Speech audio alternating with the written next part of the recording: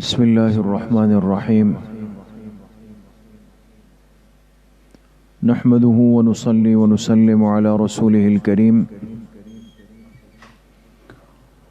أما بعد فأعوذ بالله من الشيطان الرجيم. بسم الله الرحمن الرحيم. لقد كان لكم في رسول الله أسوة حسنة. وقال رسول الله صلى الله عليه وسلم: لولا أن أشق على أمتي لأمرتهم بالسواك عند كل صلاة، وفي رواية لأمرتهم بالسواك عند وضوء كل صلاة.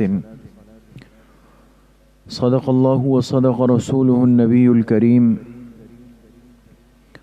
اللهم صل على سيدنا ومولانا محمد وعلى آل سيدنا ومولانا محمد وبارك وسلم. اللہ سبحانہ و تعالیٰ کا بہت بڑا کرم اور احسان ہے کہ اللہ تعالیٰ نے اس وقت ہم سب کو یہاں دین کی بات سننے کی نسبت سے جمع کیا ہے. اللہ پاک سب کے اس آنے کو، اس بیٹھنے کو، سننے اور سنانے کو اپنی بارگاہ عالیہ میں قبول فرمائے، اور ہم سب حاضرین و حاضرات، سامعین و سامعات کے ظاہر اور باطن کی اصلاح کا ذریعہ بنائے. اس دنیا میں انسان کے لیے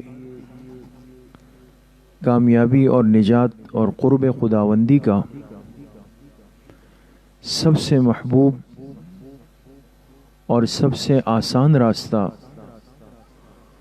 وہ جناب رسول اللہ صلی اللہ علیہ وسلم کے طریقے کی اتباع ہے.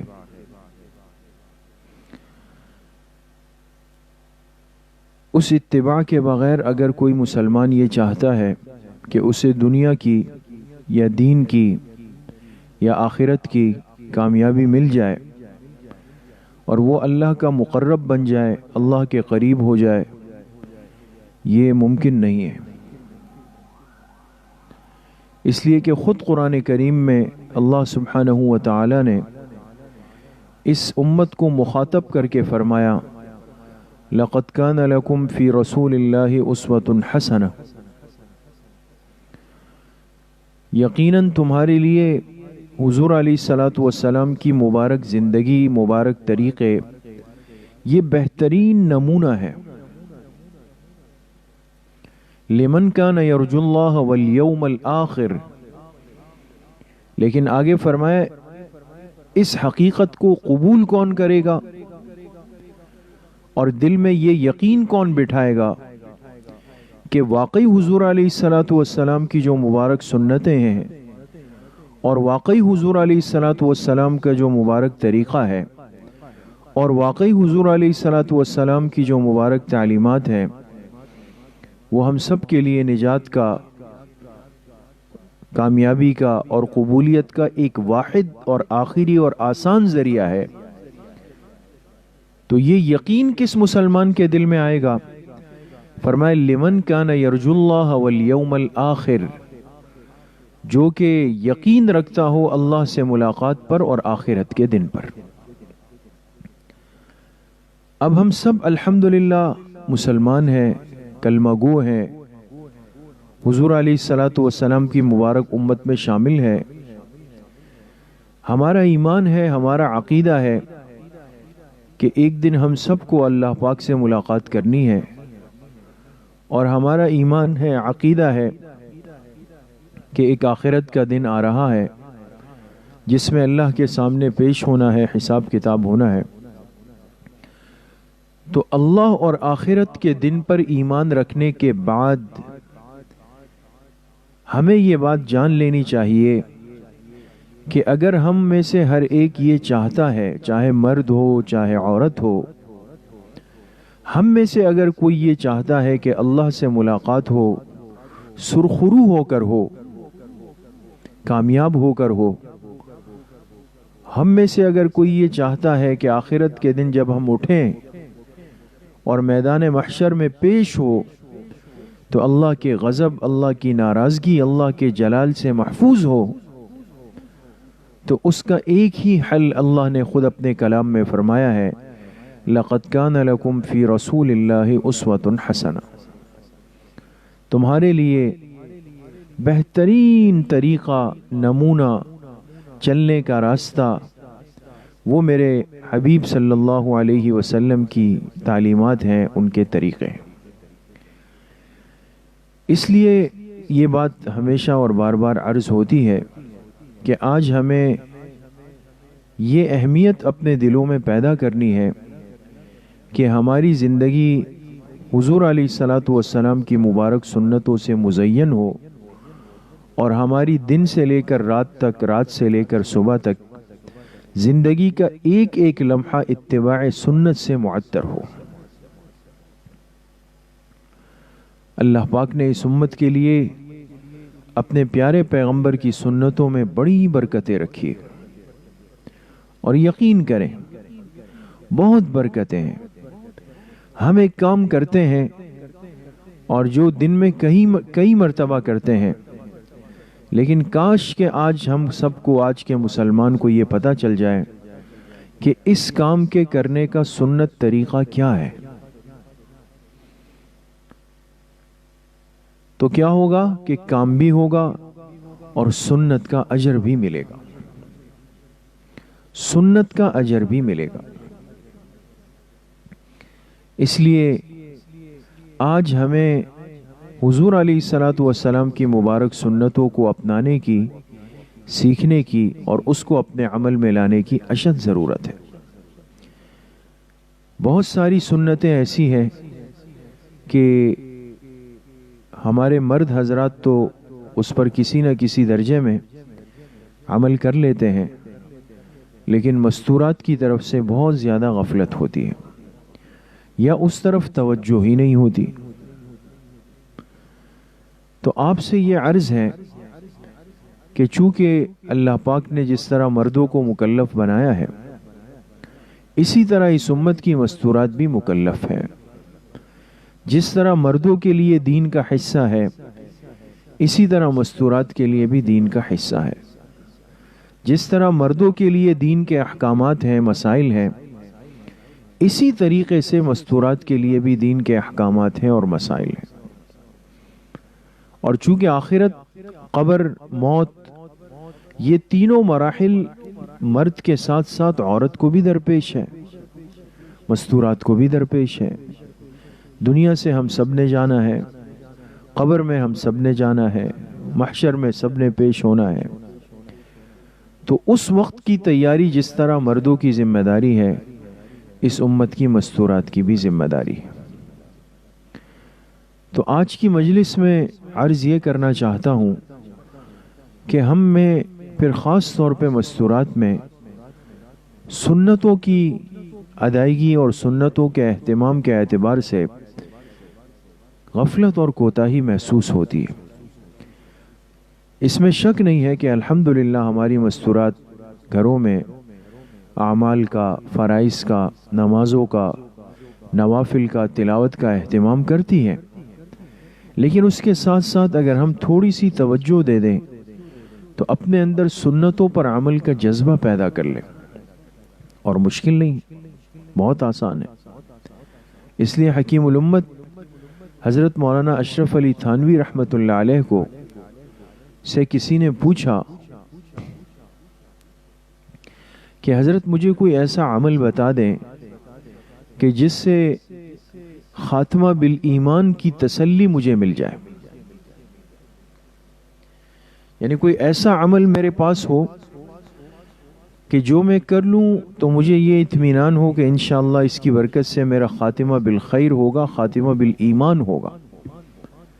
اب دیکھیں کتنا اہم مسئلہ ہے، کتنا اہم سوال تھا، اور حکیم الامت حضرت تھانوی رحمۃ اللہ علیہ یہ سب اللہ پاک کے اولیاء تھے، اللہ نے ان کو بڑی سمجھ فہم سے نوازا تھا۔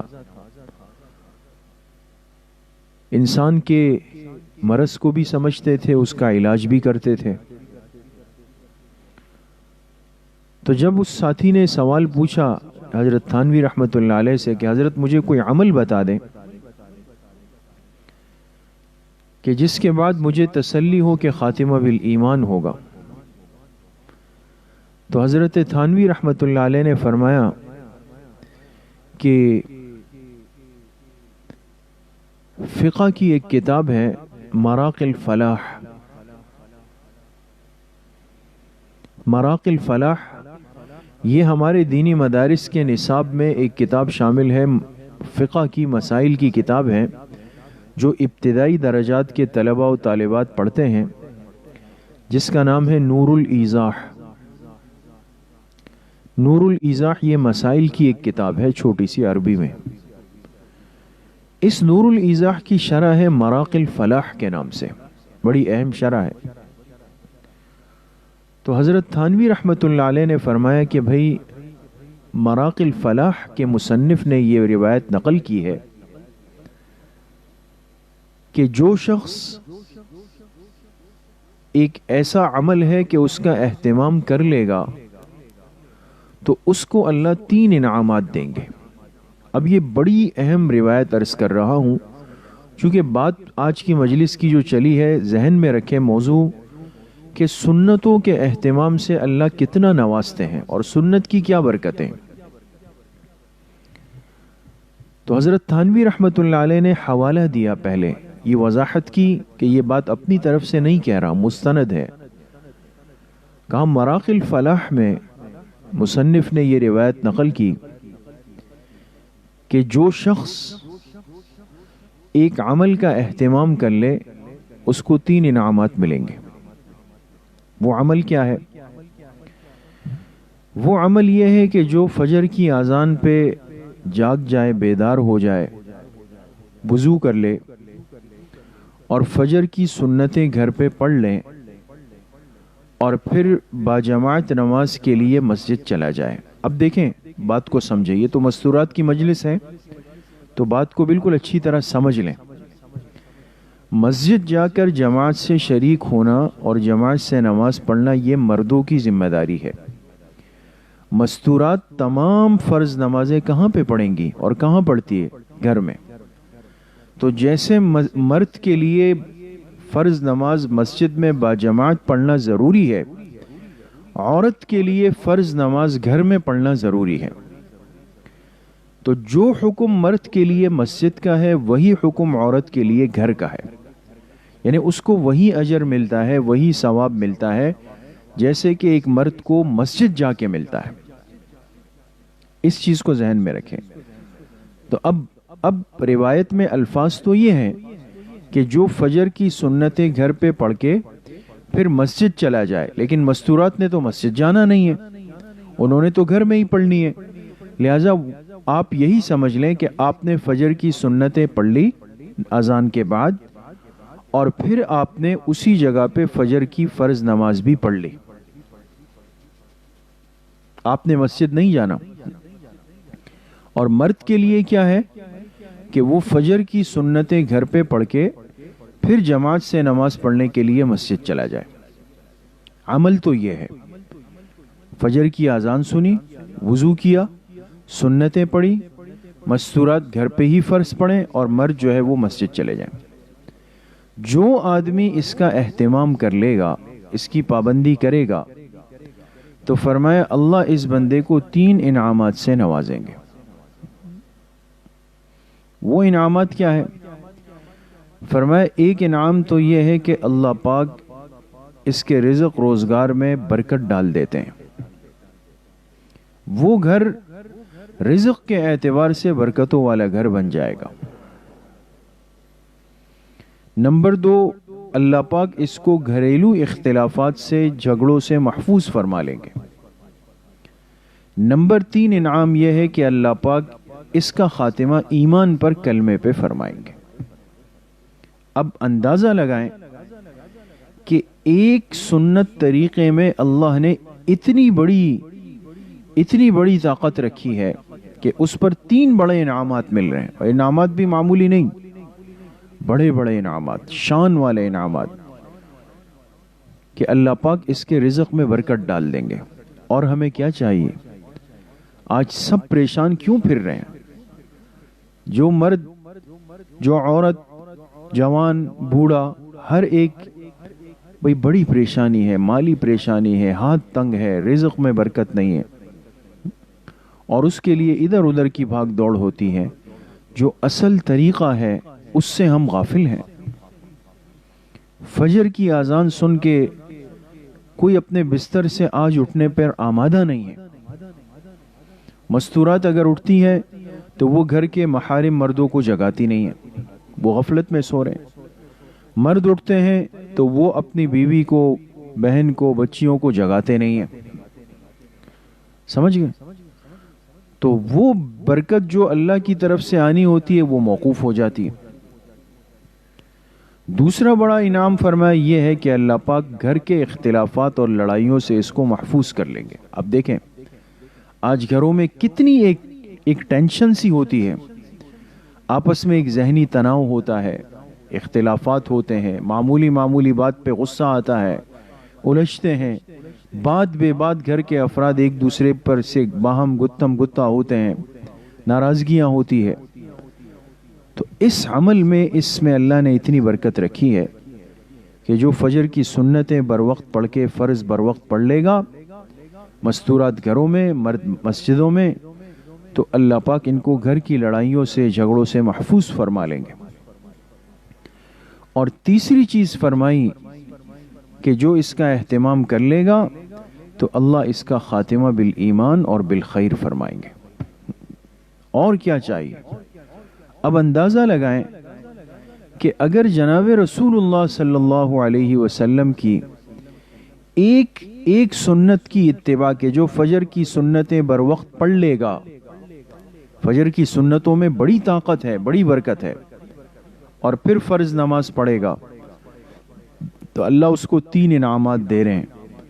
तो इससे हम में से हर एक खुद अंदाज़ा लगाएं कि अगर आज हम अपनी ज़िंदगियों को सुन्नतों के मुताबिक बना लें, और मुश्किल नहीं, सिर्फ मैं ये हमेशा अर्ज़ करता हूँ कि हमने सीखने की कोशिश नहीं की। माज़रत के साथ हम अपना दीन सीखने के लिए आज तैयार नहीं है। सुनते हैं, सुन लिया, चलो सुन लिया, लेकिन सीखा नहीं, उस पे अमल का दाइया और जज्बा पैदा ही नहीं हो रहा। तो इसलिए मैं अर्ज़ ये करना चाह रहा था कि बाज़ सुन्नतें ऐसी हैं कि जिससे मस्तूरात ख़ास तौर पे गफलत में पड़ी हुई होती है, जबकि उन सुन्नतों में अल्लाह पाक ने बड़ी बरकत रखी है। तो उन्हीं में से एक बहुत ही महबूब सुन्नत, एक मुकर्रब सुन्नत, जिसका जनाब रसूलुल्लाह सल्लल्लाहु अलैहि वसल्लम ने अपनी पूरी ज़िंदगी में, यहाँ तक कि दुनिया से तशरीफ़ ले जाने के वक्त तक, उस सुन्नत का निहायत दर्जे में एहतिमाम फरमाया, वो मिसवाक की मुबारक सुन्नत है। अब मिसवाक की सुन्नत, मर्द हजरात तो मस्जिद में वज़ू करते हैं तो फिर भी किसी न किसी दर्जे में अमल नज़र आता है, अगरचे वो भी अब बहुत कम हो गया है। और मस्तूरात तो ऐसा लगता है कि जैसे इनके लिए मिसवाक की सुन्नत है ही नहीं, खुदा न खास्ता, उनको इस बात की तरफ सिरे से तवज्जो ही नहीं होती। याद रखें कि एक मुसलमान के लिए नमाज से पहले वुज़ू करते हुए मिसवाक करना, ये जिस तरह मर्द के लिए सुन्नत है और अफजल सुन्नत है, बेआईनी ही उसी तरह मस्तूरात के लिए, औरत के लिए भी सुन्नत है। और ये छोटी सुन्नत नहीं है, ये बहुत बड़ी सुन्नत है, बहुत महबूब तरीन सुन्नत है। लेकिन हम आज इसको बिल्कुल भी अहमियत नहीं देते। होना तो ये चाहिए, जैसे हमने अपने असातिज़ा को, बड़ों को, बुजुर्गों को देखा कि जेब में अपने साथ हर वक्त मिसवाक रखते हैं, इसलिए कि नमाज का वक्त कहीं भी आ सकता है, वुज़ू का वक्त कहीं भी आ सकता है, फ़ौरन मिसवाक निकाल के बनाई। तो आप बताएं, मस्तूरात में कोई ऐसा है कि जिसके पर्स में मिसवाक रहती हो? बिला मुबालगा कह रहा हूँ, बगैर किसी उसके कह रहा हूँ कि मस्तूरात के पर्स में जब पैसे होते हैं, मोबाइल होता है, उनके अहम चीज़ें होती है, सब चीज़ें होती हैं, किसने मस्तूरात में से अपने पर्स में मिसवाक रखा हो? کہ بھئی تقریب میں جا رہے ہیں، دعوت میں جا رہے ہیں، سفر میں جا رہے ہیں، چلو بھئی راستے میں کہیں بھی مسواک کا موقع آ سکتا ہے، نہیں۔ تو یہ غفلت کیوں ہے آج ہماری زندگیوں میں؟ آج ہم نے اس مسواک کے مبارک سنت اور مبارک عمل کو کیوں حقیر اور معمولی سمجھ لیا، جبکہ یہ آپ علیہ الصلاۃ والسلام کی، بلکہ صرف آپ کی نہیں، حدیث پاک میں آتا ہے جناب رسول اللہ صلی اللہ علیہ وسلم نے فرمایا اربع من سنن المرسلین، 4 چیزیں ایسی ہیں جو تمام انبیاء کی مشترکہ سنت تھی، تمام انبیاء کی، یعنی آدم علیہ الصلاۃ والسلام سے لے کر خاتم الانبیاء جناب رسول اللہ صلی اللہ علیہ وسلم تک تمام انبیاء میں وہ سنت رائج رہی۔ 4 چیزیں، وہ کیا ہے؟ فرمایا الحیاء والتعطر والنکاح والسواک، 4 چیزیں۔ الحیاء، حیا، پاک دامنی، ہاں، یہ حیا وہ وصف ہے جو تمام انبیاء میں مشترک رہا۔ والتعطر، خوشبو کا اہتمام کرنا، تمام انبیاء میں مشترک رہا۔ لیکن مستورات کے لیے حکم، جیسے پہلے بھی عرض ہوا، کہ گھر سے نکلتے ہوئے ایسی خوشبو نہ لگائے کہ جو غیر مرد تک اس کی مہک جائے، وہ منع ہے۔ ہاں، گھر میں اپنے محارم کے سامنے یا مستورات کے ہوتے ہوئے بالکل لگا سکتے۔ تیسری چیز فرمائی والنکاح، نکاح تمام انبیاء کی مشترکہ سنت رہی۔ اور چوتھی چیز فرمائی والسواک، اور مسواک، یہ تمام انبیاء کی مشترکہ سنت رہی۔ تو جو عمل اللہ نے اپنے تمام پیغمبروں کے مبارک سلسلے میں رکھا ہو، وہ اللہ کی بارگاہ میں، اللہ کی نظر میں کتنا قیمتی ہوگا، کتنا قیمتی ہوگا۔ اس لیے میں عرض یہ کر رہا ہوں کہ آج اس عمل سے بہت زیادہ غفلت ہے، پھر خاص طور پہ مستورات میں۔ ٹھیک ہے، برش وغیرہ، ٹوتھ پیسٹ وغیرہ کا استعمال تو پھر بھی کبھی ہو جاتا ہے، گھر میں ہو جاتا ہے، ہم اس سے دانتوں کی صفائی کر لیتے ہیں، لیکن یاد رکھیں کہ وہ اس سے دانتوں کی صفائی تو ہو گئی، لیکن علماء نے لکھا ہے کہ برش، ٹوتھ پیسٹ اور برش کے استعمال سے مسواک کی سنت کا اجر نہیں مل سکتا، وہ سنت ادا نہیں ہوگی، وہ اپنی جگہ پر باقی رہے گی۔ تو اس لیے برش ضرور کریں، صبح کریں، رات کو کریں، کھانے کے بعد کریں، وہ اپنی جگہ پر ہے، لیکن مسواک ہر 5 وقت جب ہم نماز کے لیے وضو بنائیں تو ہمارے وضو کے ساتھ مسواک لازمی ہو، اس کے بغیر نہیں ہو۔ اس لیے حدیث پاک میں آتا ہے، حضور علیہ الصلاۃ والسلام نے فرمایا لولا ان اشق علی امتی لامرتهم بالسواک عند وضوء کل صلاۃ، اگر مجھے اپنی امت پر مشقت کا اندیشہ نہ ہوتا کہ ان پر بوجھ بن جائے گا، بھاری ہو جائے گا، تو میں حکم دیتا اپنی امت کو کہ ہر نماز کے وضو کے لیے مسواک ضرور کرے، یعنی یہ فرض ہو جاتی۔ لیکن آپ نے امت کا احساس کرتے ہوئے ان پر اس کی فرضیت نہیں رکھی، لیکن اس کو اپنی محبوب سنت ضرور بنائے۔ تو اب اگر یہ سنت ہمارے لیے کتنی آسان ہے، ہم ایک 20 روپے کی مسواک لیں اور وضو سے پہلے 1 منٹ مسواک کا اہتمام کر لیں، تو ایک تو دانت صاف ہوں گے، اور اس کے جو جسمانی فوائد ہے، ابھی وقت نہیں ہے، ہمارے محدثین نے اس کو بھی لکھا ہے کہ مسواک کی پابندی کرنے والا جسمانی طور پہ کتنی بیماریوں سے بچ جاتا ہے، کتنی بیماریوں سے بچ جاتا ہے، اللہ نے اس میں اتنی طاقت رکھی۔ تو ایک مسواک کی سنت ہمیں جسمانی اور دینی اور اخروی برکات اور فوائد دے دیتی ہے۔ ایک شخص آئے حضرت عائشہ رضی اللہ عنہ کی خدمت میں، مشکات المصابیح میں روایت ہے، ام المومنین حضرت عائشہ صدیقہ عفیفہ رضی اللہ عنہ سے پوچھا، اماں جان مجھے بتائیں جب آپ علیہ الصلاۃ والسلام گھر میں داخل ہوتے تو سب سے پہلا کام کیا کرتے تھے؟ دیکھیں بڑی اہم روایت ہے، گھر داخل ہونے کے بعد سب سے پہلا کام کیا کرتے تھے؟ تو حضرت عائشہ صدیقہ رضی اللہ عنہ نے فرمایا کہ جب جناب رسول اللہ صلی اللہ علیہ وسلم گھر تشریف لاتے تو سب سے پہلا کام آپ مسواک کو فرمایا کرتے تھے. دیکھیں گھر میں داخل ہونے کے بعد کا پہلا عمل کیا ہے؟ وہ مسواک ہے. کیوں مسواک کیوں ہے؟ اس دن یہ حدیث ہم نے پڑھی، میں نے طلباء سے عرض کیا کہ دیکھیں حدیث پر آپ غور کریں تو آپ علیہ الصلوۃ والسلام نے ہمیں اہل خانہ کے حقوق اور ان سے بات کے آداب بھی سکھا دیے. انسان عام طور پہ جب باہر سے آتا ہے تھکا ہارا ہوتا ہے، محنت مشقت کر کے آیا ہے، کہیں سفر کر کے آیا ہے، کپڑوں پہ پسینہ ہے، منہ میں کچھ کھا کے آیا ہے تو اس کی تری ہے نا، تو کبھی جسم سے بو آ رہی ہے، کبھی منہ سے کھانے کی وہ ہیک آ رہی ہے. تو جب گھر آتا ہے تو آپ علیہ الصلوۃ والسلام کی مبارک زندگی اتنی طہارت پر مبنی ہے کہ آپ نے یہ احساس دلایا کہ گھر والوں کا حق ہے کہ ان سے بات چیت کرتے ہوئے، ان کے قریب بیٹھتے ہوئے، ان کے نزدیک جاتے ہوئے پہلے اپنے آپ کو، اپنے منہ کو پاک صاف کر لو. تمہارے منہ کی بو سے کہیں گھر والوں کو تکلیف نہ ہو جائے.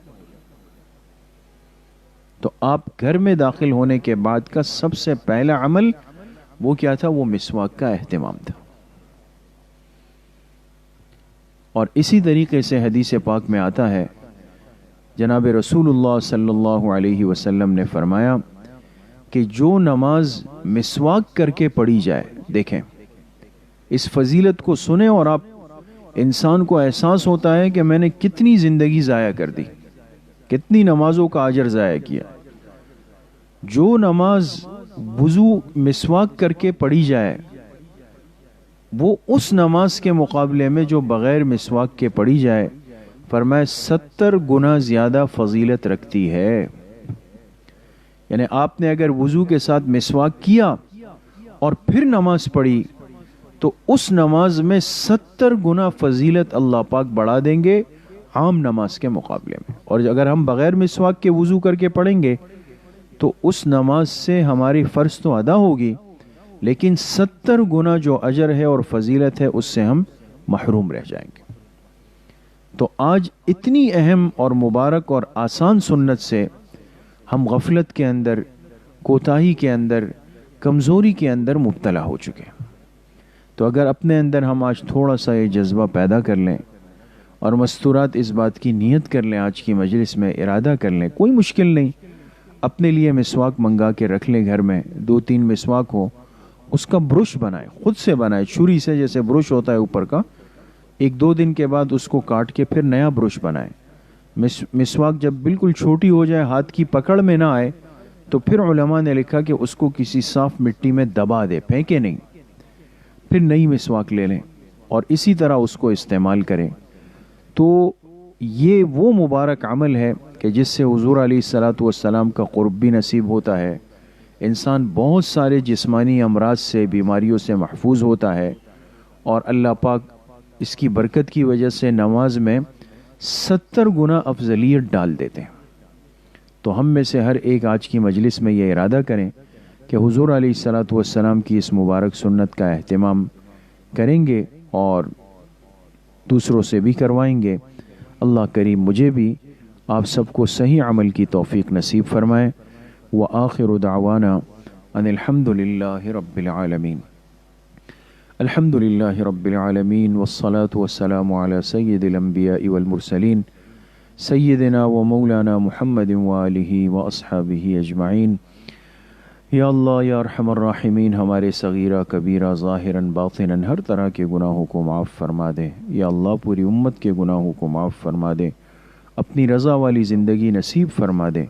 پوری زندگی یا اللہ اتباع سنت میں گزارنے کی توفیق ہم سب کو نصیب فرما دے.